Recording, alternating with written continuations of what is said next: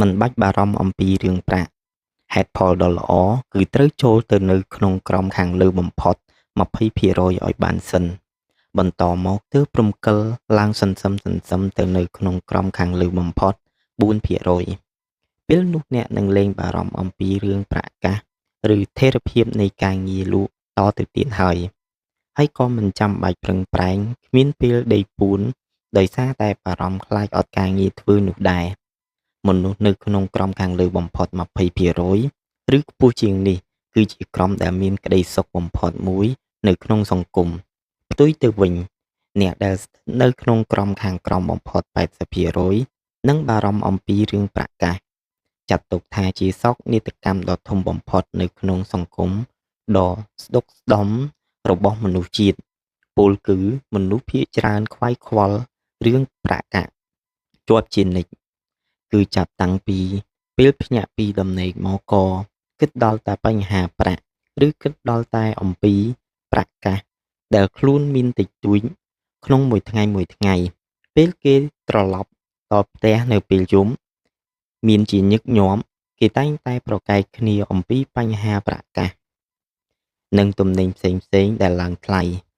នេះមិនមែនជារបៀបរស់នៅដ៏ល្អប្រសើរឡើយអ្នកលក់ជើងខ្លាំងរកចំណូលបានច្រើនមហាសាលជាមធ្យមអ្នកលក់ដែលជាប់ក្នុងក្រមខាងលើបំផុត20%នឹងមានចំណូលស្មើនឹង16ដងនៃអ្នកដែលស្ថិតនៅក្នុងក្រមខាងក្រោមបំផុត80%ហើយអ្នកលក់ដែលជាប់ក្នុងក្រមខាងលើបំផុត4%មានចំណូលស្មើនឹង16ដងរបស់ក្រមខាងលើបំផុត20%នេះគឺជារឿងគួរឲ្យភ្ញាក់ផ្អើលបំផុតក្រុមធានារ៉ាប់រងខ្នាតធំនៅសហរដ្ឋអាមេរិកបានធ្វើពិសោធន៍ច្បាប់80-20កាលប៉ុន្មានឆ្នាំមុនជាមួយតំណាងធានារ៉ាប់រងរាប់ពាន់នាក់ទូទាំងប្រទេសក្រុមហ៊ុនបានរកឃើញថាមានតំណាងទូទាំងប្រទេសដែលលក់ម្នាក់ឯងប៉ុន្តែរកចំណូលច្រើនជាងតំណាងពោពេញដោយវិជ្ជាជីវៈដែលឆ្លងកាត់ការអប់រំមកយ៉ាងល្អនិងធ្វើការពេញម៉ោងជាងអ្នកដទៃចំនួន20ទៅ30នាក់ទូទាំងប្រទេសទោះបីពួកគេលក់ទំនិញដូចមនុស្សក្រុមតែមួយក្នុងតម្លៃតែមួយពីការិយាល័យតែមួយនិងស្ថិតក្រោមសភាវៈប្រកួតប្រជែងទម្រង់តែមួយក៏ដោយនៅឆ្នាំដដែលខ្ញុំបានបរិយាយឲ្យបណ្ដាអ្នកលក់ជើងខ្លាំងពីរក្រុមដែលជាឧស្សាហកម្មពីរប្រភេទខុសគ្នាអ្នកលក់នៅក្នុងឧស្សាហកម្មទាំងពីរនេះចាប់ផ្ដើមពីការដើរលក់តាមផ្លូវទូរស័ព្ទរកអតិថិជនរកទិន្នន័យក្នុងកាសែតឬសៀវភៅលឿងប្រាក់ដែលទទួលបានគឺប្រាក់តិចតែម្យ៉ាងប៉ុណ្ណោះ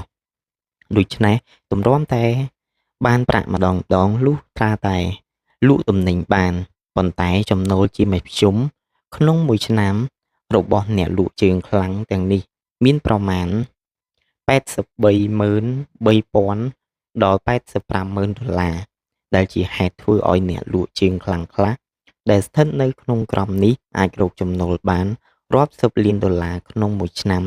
ដែលគ្រាន់តែជាចំណូលពីប្រាក់តិចតែមួយមុខប៉ុណ្ណោះដូច្នេះអ្នកគួរមានគោលដៅដើម្បីឈានចូលទៅនៅក្នុងក្រមលំដាប់ខាងលើបំផុត20%រួចរំកិលឡើងទៅជាក្រម10% 5% 4% និងឈានឡើងជាលំដាប់គោលបំណងរបស់សៀវភៅនេះគឺនាំអ្នកទៅឲ្យដល់ចំណុចនោះដើម្បីនាំអ្នកចេញពីចំណុចណាក៏បានដែលអ្នកស្ថិតនៅខណៈនេះនិងទៅដល់ចំណុចណាក៏បានដែលអ្នកចង់ឈានឡើងទៅដល់អនាគតគោលដៅគឺធ្វើឲ្យអ្នកជាអ្នកលក់មានចំណូលច្រើនបំផុតនៅក្នុងឧស្សាហកម្មរបស់អ្នកចំណុចមានប្រៀបលើការប្រកួតប្រជែងបើអ្នកលក់លំដាប់លើបំផុត20%នៅក្នុងឧស្សាហកម្មរកចំណូលបាន80%នៃចំណូលសរុបហើយក្រុមហ៊ុនដែលស្ថិតនៅក្នុងក្រមលើបំផុត20%នៃឧស្សាហកម្មរកផលចំណេញបាន80%នៃផលចំណេញទាំងអស់តើហេតុអ្វីជាបច្ច័យដែលបែងចែកបុគ្គលនិងអង្គភាពទាំងនេះចេញពីគ្នាតើអ្វីជាបច្ច័យបង្កើតភាពខុសប្លែកដ៏មិនគួរឲ្យជឿនេះចម្លើយគឺពួកគេបានអភិវឌ្ឍចំណុចមានប្រៀបលើការប្រកួតប្រជែងនៅក្នុងវិស័យរបស់ខ្លួននោះឯងទស្សនៈចំពោះរឿង ចំណុចមានប្រៀបលើការប្រកួតប្រជែងគឺមួយក្នុងបណ្ដាទឡហីករណ៍នៅក្នុងវិស័យការលក់និងការគ្រប់គ្រងដ៏សំខាន់បំផុតនៅសតវត្សទី21នេះគោលការណ៍នេះបានលើកឡើងថាភាពខុសគ្នាខាងសមត្ថភាពតែបន្តិចបន្តួចនឹងបង្កឲ្យមានភាពខុសគ្នាដ៏ខ្លាំងទៅលើលទ្ធផលភាពខុសគ្នារវាងមនុស្សដែលមានស្នាដៃឆ្នើមជាមួយមនុស្សដែលមានស្នាដៃកម្រិតធម្មតាមិនមែនកើតចេញពីសមត្ថភាពពិសេសឬកម្រិតសមត្ថភាពដែលមានគម្លាតឆ្ងាយពីគ្នាទេជាញឹកញាប់វាគ្រាន់តែជារឿងតូចតាច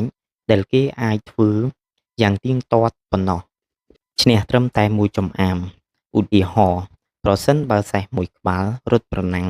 ហើយឈ្នះត្រឹមតែមួយចំអាមតែវានឹងទទួលបានរង្វាន់10ដងលើសសេះដែលចាញ់ត្រឹមតែមួយចំអាមសំណួរសួរថាតើវារត់បានលឿនជាងសេះដែលចាញ់ត្រឹមតែមួយចំអាម10ដងដូច្នេះឬមួយវាលឿនជាង10%ដូច្នេះឬចម្លើយគឺមិនមែនទេវារត់លឿនជាងត្រឹមតែមួយចំអាមប៉ុណ្ណោះតែវាធ្វើឲ្យប្រាក់រង្វាន់ខុសគ្នាដល់ទៅ1000ដងឯណោះបើអ្នកលក់ម្នាក់លក់បាននៅលើទីផ្សារដែលប្រកួតប្រជែងតើវាមានន័យថាគេលក់ពូកែជាងអ្នកលក់ដទៃដែលលក់មិនបានដល់ទៅ10ដងឬពុំមែនដូច្នេះទេជួនកាលវាគ្រាន់តែខុសគ្នាលើវិធីសាស្ត្របន្តិចបន្តួចដែលជាហេតុនាំឲ្យអតិថិជនទៅទិញពីមនុស្សម្នាក់ជំនួសការទិញពីម្នាក់ទៀតការពិតគឺអ្នកលក់ដែលលក់បានអាចពូកែជាងអ្នកលក់ដែលលក់មិនបានត្រឹមតែមួយចំអាមប៉ុណ្ណោះអ្នកលក់មានចំណុចមានប្រៀបបើធៀបនឹងសេះពួកគេគ្មានរង្វាន់លួងចិត្តបើសេះទៅដល់ទីលេខ2ឬលេខ3វាក៏នៅតែបានប្រាក់រង្វាន់តែនៅក្នុងធុរកិច្ចបែបអ្នកឈ្នះកើបយកទាំងអស់អ្នកដែលលក់មិនបាននឹងមិនទទួលបានអ្វីឡើយមិនថាជាគេចោះទុនប្រឹងប្រែងលើការលក់អស់ម៉ោងក៏ដោយធ្វើខ្លួនឲ្យពូកែជាងមុនបន្តិចនៅក្នុងការលក់សូម្បីតែធ្វើឲ្យបានល្អជាងមុនបន្តិចបន្តួចហើយសាងភាពខុសប្លែកគ្នាត្រង់ជំនាញសំខាន់ដែលជះឥទ្ធិពលដល់លទ្ធផលនៃផ្នែកនីមួយៗដើម្បីឲ្យលទ្ធផលរួមផ្សំបានមានភាពខុសប្លែកលើចំណូលដែលខ្ពស់ជាងធម្មតាជំនាញផ្ទាល់ខ្លួនឬសមត្ថភាពដែលកើតឡើងបន្តិចបន្តួចត្រឹមតែ3ឬ4%ក៏ធ្វើឲ្យមានប្រៀបក្នុងការប្រកួតប្រជែងនិងធ្វើឲ្យអ្នកជាប់ក្នុងក្រោមខាងលើបំផុត20%ហើយបន្តទៅដល់កម្រិត10%បានដែរបន្តិចបន្តួចតែនៅពេលបន្ថែមជំនាញចូលទៅអ្នកនឹងកាន់តែពូកែឡើងកាន់តែស្ទាត់ជំនាញនេះបើអ្នកចេះតែពូកែឡើងកាន់តែស្ទាត់ជំនាញខ្លាំងប៉ុណ្ណាអ្នកក៏នឹងទទួលបានលទ្ធផលល្អឡើងប៉ុណ្ណោះដែរហើយមិនយូរប៉ុន្មានអ្នកអាចឈាននាំមុខអ្នកដទៃមានគម្លាតកាន់តែឆ្ងាយទៅជាលំដាប់កន្លងតែប៉ុន្មានឆ្នាំអ្នកក៏អាចរកប្រាក់បាន5ដងឬ10ដងលើក្រុមដែលនៅធ្វើការក្នុងកម្រិតមធ្យមលក្ខណៈរបស់អ្នកលក់ជើងខ្លាំងមានគុណសម្បត្តិមួយចំនួនដែលបែងចែករវាងអ្នកលក់ជោគជ័យពីអ្នកលក់ទូទៅគុណសម្បត្តិទាំងនេះទទួលបានការបញ្ជាក់នៅក្នុងអំឡុងពេលជាច្រើនឆ្នាំដោយការសម្ភាសន៍ការស្ទាបស្ទង់ការស្រាវជ្រាវយ៉ាងទូលំទូលាយប្រការទី1គ្មាននរណាកើតមកព្រមជាមួយគុណសម្បត្តិទាំងនេះទេប្រការទី2គុណសម្បត្តិទាំងនេះរៀនសូត្របានតាមរយៈការហ្វឹកហាត់អ្នកពិតជាអាចអភិវឌ្ឍគុណសម្បត្តិពិសេសដែលធានាថាគុណភាពជីវិតដ៏វិសេសនេះបានជួនកាលមានគេជឿថាមនុស្សយើងទទួលជោគជ័យទៅបានព្រោះគេមកពីគ្រួសារល្អមានការសិក្សាល្អមានទំនាក់ទំនងល្អពិន្ទុប្រឡងល្អនិងបច្ច័យផ្សេងដែលវាស់ផលបានអ្នកវិទ្យាសាស្ត្ររកឃើញថាមានមនុស្សដែលចាប់ផ្ដើមដោយគ្មានគុណសម្បត្តិទាំងនេះតែពួកគេអាចឡើងដល់ចំណុចកំពូលក្នុងអាជីពបានចាប់ផ្ដើមពីបាតដៃទទេបទពិសោធន៍ដ៏ល្អបំផុតមួយគឺចំនួនជនភៀសខ្លួនចូលមកប្រទេសអាមេរិកមានប្រាក់ជាប់ខ្លួនតែបន្តិចបន្តួចគ្មាននរណាស្គាល់មិនបានចូលសាលាឬមិនបានទៅរៀននៅមហាវិទ្យាល័យគ្មានចំណេះដឹងភាសាអង់គ្លេស រួមទាំងគុណសម្បត្តិដែលចាញ់ប្រៀបផ្សេងៗប៉ុន្តែក្នុងអំឡុងពេលត្រឹមតែប៉ុន្មានឆ្នាំពួកគេអាចយកឈ្នះភាពលំបាកផងទាំងពួងបាននិងបង្វែរស្ថានភាពក្លាយជាអ្នកឈានមុខក្នុងអាជីពបាននៅក្នុងកម្មវិធីសិក្ខាសាលារបស់ខ្ញុំបានជួបមនុស្សម្នាពីទូទាំងពិភពលោកដែលមកប្រទេសអាមេរិកដោយដៃទទេហើយពេលនេះពួកគេបានក្លាយជាអ្នកលក់ដ៏ឆ្នើមមានចំណូលខ្ពស់រួមទាំងក្លាយជាសេដ្ឋីដែលមានបានមកដោយកម្លាំងញើសឈាមរបស់ខ្លួន